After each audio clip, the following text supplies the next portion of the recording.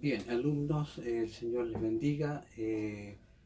Damos gracias al Señor por poder estar en una clase más. Estamos en la quinta clase del ramo Evangelio Cuadrangular. Hoy día vamos a estar tratando las cuatro doctrinas cardinales que tiene nuestra iglesia cuadrangular, que son Jesucristo el Salvador. O sea, vamos a hablar de la doctrina de la salvación brevemente, de sanidad divina, bautismo con el Espíritu Santo y también la venida de Cristo. Vamos a ir tratándola una a una. Primero quiero comenzar con Jesucristo el Salvador, y aquí hay una especie de declaración de fe que queremos mencionar para que usted tenga más o menos claro cuando hablamos de Jesucristo el Salvador. Creemos que Jesucristo es nuestro Salvador y Él es coexistente y coeterno con Dios. Él fue concebido por el Espíritu Santo, quien fue nacido de la Virgen María, que tomó sobre sí la forma humana y cargó Él nuestros pecados. Provee perdón para nuestros pecados, dice que resucitó también al tercer día, ascendió al cielo y está a la diestra de Dios. Y Él obviamente sirve como mediador entre Dios y el hombre y también intercede por cada uno de nosotros. Primera de Timoteo capítulo 2 versos 5 al 6 y también Mateo 1:23, Juan también podría ser 1:9. Vemos en Ezequiel que Ezequiel 1 describe ahí la revelación de Jesús en la forma de cuatro caras. Y la primera cara que se muestra es la cara de hombre, y uno, en este caso uno que conoce el dolor, el sufrimiento de la raza humana, y esta revelación es una de las doctrinas principales del Evangelio cuadrangular. Jesús, prometido por Dios, en el libro de Isaías capítulo 9, leemos sobre el nacimiento de Jesús. En el capítulo 7 leemos, he aquí, que la Virgen concebirá, dice, y dará a luz un hijo y llamará su nombre Emmanuel. Lucas capítulo 1 nos relata sobre el ángel Gabriel, enviado de Dios, que habla con la Virgen María y le dijo que daría a luz un hijo, en este caso el Hijo de Dios. Podemos encontrar eso en Mateo 1:22 y también en Génesis 3:15. Concebido por el Espíritu Santo. El nacimiento de Jesús ocurrió tal como el ángel lo había predicho. También se hizo hombre. En el capítulo 1 de Juan nos habla de cómo Jesús, como el verbo, ¿ya? Dice que el verbo se hizo carne. Y primero se le llama la palabra de Dios y más tarde la Biblia denomina que la palabra de Dios, en este caso, que es la palabra de Dios, y dice que de aquí que la palabra explica a Dios hecho carne por medio de su Hijo Jesucristo. Entonces, Dios tiene razón, ya, que pudiera entregar su cuerpo como sacrificio de ofrenda por el pecado de la humanidad. También vemos que Jesús provee para el pecado. Dice que dio su vida, se levantó de los muertos, ascendió a los cielos, ¿ya? Y único mediador entre Dios y los hombres. Cuando hablamos de Dios, su vida, dice que Dios nos amó tanto que envía a su único Hijo y que a su vez da su vida por nosotros. Llevó sobre sí la carga él de nuestros pecados. Él dice que se humilló y fue obediente frente a la muerte de cruz. Sufrió hambre, tuvo sed, cansancio, dolor, tuvo mucha pena, también fue escupido, fue burlado, escarnecido y odiado y llevado al Gólgota para derramar toda su sangre y morir en una cruz romana por el sacrificio, por el pecado y obviamente por nosotros. También cuando hablamos de que Jesús provee para el pecado, también hablamos de que Él se levantó de los muertos, ¿ya? Como un hombre glorificado se levantó, resucita al tercer día de los muertos y obviamente dice que fue visto por mucha gente y que son pruebas infalibles que él demostró no solo ser el Hijo del Hombre, sino que demostró ser también el Hijo de Dios. Hechos capítulo 1, verso 3. Otra cosa que dice que ascendió a los cielos. Dice que él desde el monte de los olivos ascendió al cielo como un hombre glorificado. Y esto fue testificado por varios otros en el capítulo 1 de Hechos. Fue ascendido, dice, en una nube y fue una nube en este caso que lo recibió y se perdió de la vista de ellos. Entonces, mirando hacia arriba estos discípulos, vieron a dos hombres vestidos de blanco que decían, ¿por qué estáis mirando al cielo? Entonces, este mismo Jesús dice que ha sido tomado de vosotros, vendrá como le habéis visto ir al cielo. Así que como creyente esperamos su segunda venida y como resultado de su ascensión, Cristo recibió de su Padre la promesa del Espíritu Santo. Así que mandándolo obviamente al mundo para morar en el creyente y así traerlo a la perfección, o sea, a nosotros traernos más bien a la madurez total del creyente. Jesús, nuestro Salvador, dice que Jesús está sentado a la diestra de Dios intercediendo por nosotros. Eso lo dice Hebreos 7:25. Dice que Jesús es el único mediador entre Dios y los hombres. Entonces, cuando oramos en el nombre de Jesús, ponemos nuestra confianza en Cristo. Y así somos aceptados o somos aceptables ante la presencia de Dios. Así que esta sería la primera doctrina cardinal, que es Jesús el Salvador. Vamos a la segunda, que habla de Jesucristo bautizador con el Espíritu Santo. Veamos cuál es la declaración de fe. Y esta dice así: creemos que el Espíritu Santo es la tercera persona de la Trinidad, es omnipotente, es omnipresente, dice que convence de pecado, ya, a los pecadores de venir a la promesa de Jesús, ya. El bautizador es Jesús y el bautismo, agradeciendo que el bautismo nos da poder. Hay varios versículos que hablan de esto: Hechos capítulo 2, verso 4, Hechos 1, 8, Juan 14, 26, entre otros. El león simboliza a Jesús como el león de la tribu de Judá, el todopoderoso y vital Hijo del Señor. ¿Quién es el Espíritu Santo? Es la pregunta.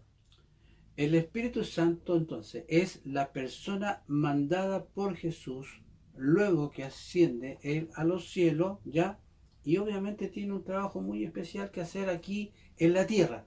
Tiene mente, ¿no es cierto? Por lo tanto tiene inteligencia, ama porque tiene emociones y sentimientos, tiene voluntad y posee poder. Él está identificado con la Trinidad, es un miembro de la familia de Dios, ¿ya? Él, estamos hablando del Padre, de Dios el Hijo y Dios el Espíritu Santo.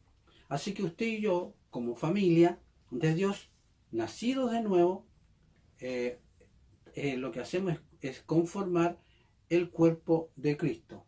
Así que, obviamente, siendo entonces de la familia de Dios, es muy grande porque Él incluye todas las razas y colores y credos. Cuando hablamos de esto, hablamos de un consolador. Cuando hablamos de bautismo del Espíritu Santo, hablamos de un consolador. La palabra consolador viene del griego parakletos, que significa el que está cercano para ayudar. Es decir, el ayudador. Y eso aparece en Juan 14, verso 16. Ahora, ¿cuál es el ministerio de Jesucristo? ¿Cuál es el ministerio del Espíritu Santo? Revelar a Jesús y a la Biblia. El Espíritu Santo hace conocer, ¿ya? Y hace estar seguro que Jesús es el Hijo de Dios. O sea, nos revela, nos abre el entendimiento para comprender que Cristo es lo que dice ser. Así que da entendimiento también el Espíritu Santo, da sentido a lo que leemos en la Biblia, y cada creyente puede entender que tiene el Espíritu Santo y que es más el más grande maestro. Así que la Biblia es un libro espiritual y de esa manera debe ser entendido. Primero, letra A, para convencer de pecado, porque el Espíritu Santo hace que las personas comprendan que están mal, que están cometiendo malas acciones y los atrae al Salvador.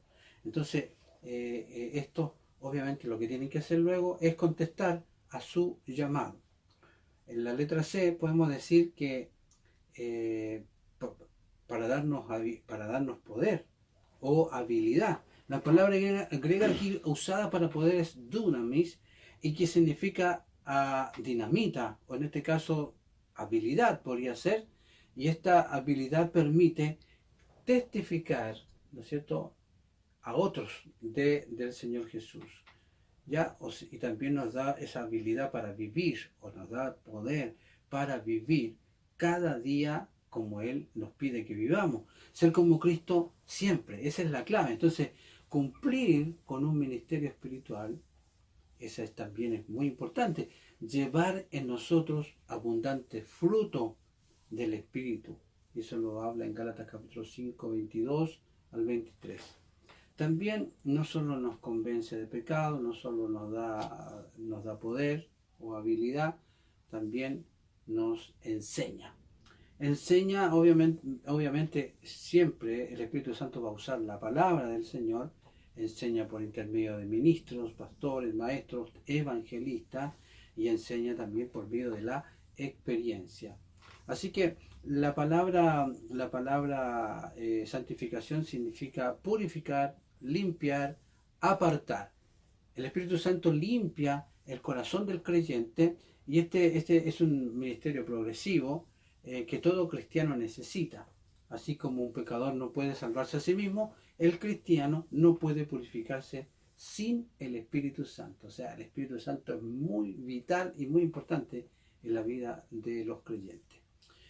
Voy entonces ahora a la tercera doctrina, que habla de Jesucristo el gran médico o Jesucristo el sanador. Veamos cuál es la declaración de fe. Creemos que Jesús es el sanador divino, que sana a los enfermos hoy, ¿ya? Sana contestando la oración de fe y en concordancia, ¿cierto?, con su voluntad. Es el mismo hoy, ¿no es cierto?, que en los tiempos bíblicos. Suple las necesidades entonces del cuerpo, suple las necesidades del alma, suple las necesidades del espíritu. Eso aparece en Éxodo 15, 26 o Isaías 53, verso 4. ¿Ya? Por lo tanto, en Ezequiel capítulo 1 se lee desde la revelación de Jesús en la forma de 4 cabezas. La tercera es el rostro de un buey, que simboliza aquel que cargó nuestras culpas. Y aquí entonces vemos que Jesús, el gran médico y sanador de nuestros cuerpos. Así que la sanidad divina es del Dios Padre, a través de Dios el Hijo, por Dios el Espíritu Santo. Entonces, Él es el resultado de una oración de fe en el que prometió la sanidad. Entonces, así que podemos asegurar que habrá sanidad siempre y cuando se cumplan las condiciones de la palabra del Señor. Así que usted ve la palabra, está llena de milagros de parte del Señor Jesús, está llena el sanar a los enfermos fue una gran y una parte importante, una fase importante de la misión de Jesús. Así que creemos que el Señor nos dejó un gran ejemplo para la iglesia de hoy. El profeta Isaías dijo que nosotros recibiríamos la sanidad porque Jesús hizo su parte en la cruz, ya, por nuestra sanidad. Así que la vida de Ezequiel fue extendida por Dios.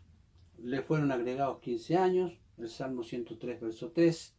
David agradece a Dios por su sanidad y vemos en el Antiguo Testamento muchas pruebas de la sanidad divina. Así que veamos un poco las condiciones para recibir la sanidad divina. Primero debemos hacer confesión de nuestras faltas. Lo primero que cuando uno quiere recibir sanidad necesitamos confesarnos ante el Señor y mostrarnos humildes ante Él que hemos fallado. y obviamente asegurarnos que hemos recibido el perdón de pecados y obviamente también guardar los mandamientos de Dios y comenzar a orar los unos por los otros. Hay dos importantes condiciones para recibir la sanidad divina. Veamos cuáles son. Primero, la petición y segundo, la oración de fe. Si no tenemos sanidad es porque no hemos pedido con fe. Debemos predicar y enseñar sobre la sanidad divina, ya que la fe viene por el oír de la palabra de Dios. O sea, la fe puede ser estimulada. Obediencia. Veamos qué tiene que ver la obediencia aquí en esto de la sanidad divina. Los israelitas debían guardar cada uno de los mandamientos y cada estatuto de Dios que estaba estipulado en la ley, según Éxodo capítulo 15, 26, y habría sanidad. Los cristianos de hoy deben obedecer a Dios y a su palabra, según 1 de Pedro 4, 17. Bien, ahora yo quisiera mencionar algunos impedimentos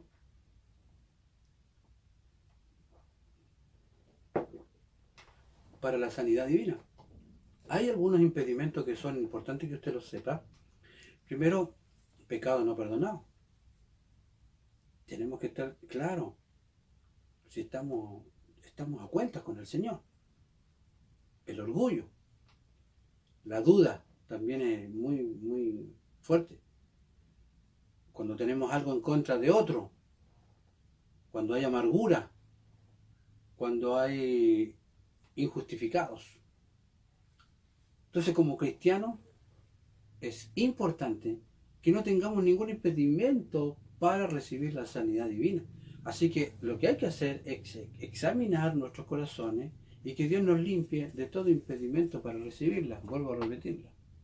Pecados no perdonados, orgullo, dudas, algo en contra de otro, amargura, etc. ¿Ok? Así que la oración ferviente y efectiva del justo puede mucho. ¿Ok? Voy a la última entonces, a la última doctrina cardinal, a la última doctrina fundamental de la Iglesia Cuadrangular, que es Jesucristo el Rey que viene. Veamos un poquito cuál es la declaración de fe. Creemos que Jesús es el Rey que viene. Es una promesa dada por Jesús mismo. Es el retorno de nuestro Salvador Jesucristo. Es personal y pronta a cumplirse. No es para los inconversos, es para los creyentes. Obviamente que están preparados para su venida. Y aquí ya vemos que incluye el rapto, la revelación del rapto y también ascensión al cielo. Así que voy a alguna, en este caso a la promesa de su venida. La segunda venida de Cristo es personal, como dijimos, es inminente. Él descenderá del cielo en las nubes con la voz de un arcángel y con la trompeta de Dios. Los muertos en Cristo resucitarán primero y luego los redimidos que estén vivos, dice el versículo, y serán tomados juntos con ellos en las nubes para encontrarse con el Señor en el aire y así estarán con Él. Jesús fue el Redentor entonces prometido y presentado por los profetas.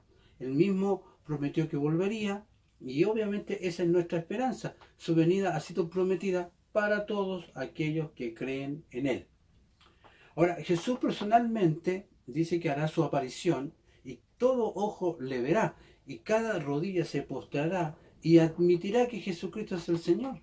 Así que los discípulos fueron testigos de cómo Él ascendió, su cuerpo comenzó a subir, su cuerpo físico, ¿ya? Y en este caso, de esa misma manera Él dice que va a descender y obviamente recibirá a su gente. Así que este recibimiento es el que se llama rapto. Jesús volverá de la misma manera que ascendió. La venida del Señor no será un secreto ni será invisible, según Apocalipsis capítulo 1, del verso más o menos del 1, capítulo 1 al capítulo 7. Veamos que la venida del Señor será repentina. Mucha gente no va a estar esperando esto. Y de hecho hay varios versículos que mencionan esto, como Apocalipsis 3.3 o 15.16. La venida del Señor va a ser no solo repentina, va a ser triunfante, va a ser gloriosa, vendrá en gloria y vendrá en exaltación y reinará como Rey de reyes y Señor de señores. También el rapto significa llevados. Llevará a los santos de la tierra para que estén con Él. Serán tomados en el aire para encontrarse con Él. Hay otra parte que dice que los muertos en Cristo resucitarán primero. Aquí dice que serán levantados en una forma corpórea, ¿ya? Sus cuerpos van a ser reunidos con sus espíritus, capacitándoles para la existencia eterna. Ya, de hecho, vamos a tener el mismo cuerpo que Jesucristo, que es un cuerpo glorificado. Y de hecho, hasta ese tiempo se gozan en una existencia consciente con el Señor Jesucristo desde el momento de su muerte, pero no en sus cuerpos glorificados. Estoy hablando de los primeros, la gente que murió, la gente que ya partió, está, ¿no es cierto?, en la misma presencia del Señor, pero aún todavía no tiene relación con su cuerpo.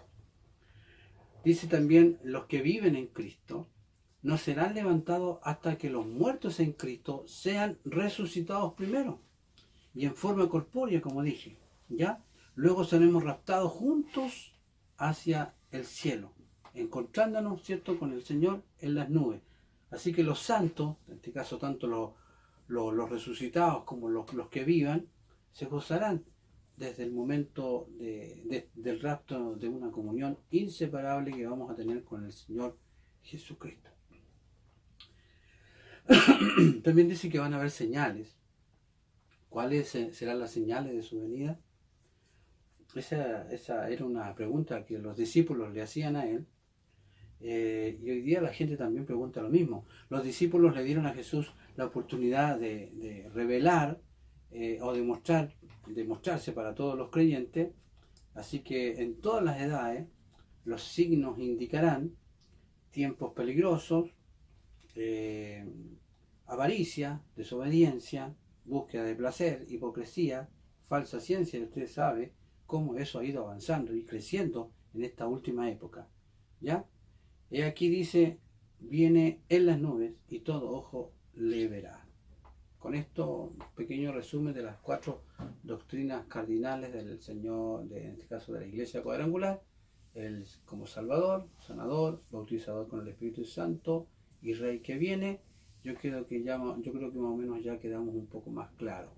Dios les guarde y les bendiga y hasta una próxima oportunidad.